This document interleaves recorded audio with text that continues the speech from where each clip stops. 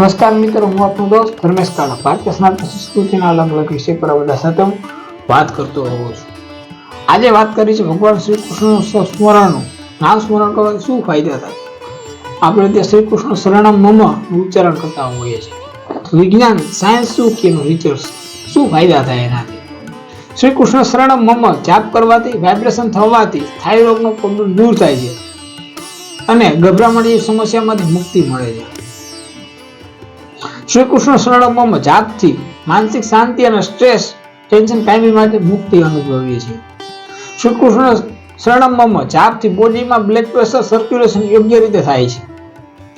શ્રી કૃષ્ણ શરણમ મમ જાપથી BP normal રહે છે તથા હાર્ટ એટેકથી બચી શકાય છે. શ્રી કૃષ્ણ શરણમ મમ જાપથી પેટમાં વાઇબ્રેશન ઉત્પન્ન થાય છે, જેનાથી પાચન શક્તિ મજબૂત બને છે.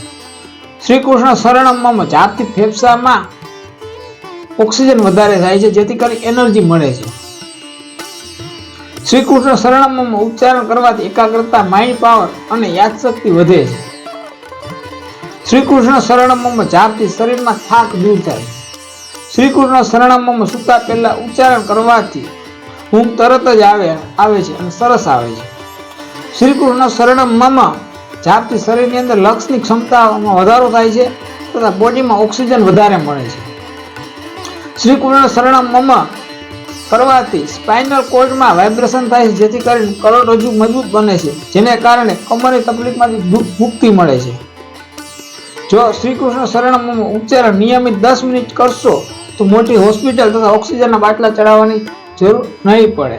આ હતું શ્રી કૃષ્ણ શરણમ મમ ઉચ્ચારણ કરવાના ફાયદા. વિજ્ઞાનની સાક્ષી, વિજ્ઞાન કે સાયન્સ કે રિસર્ચ મુજબ.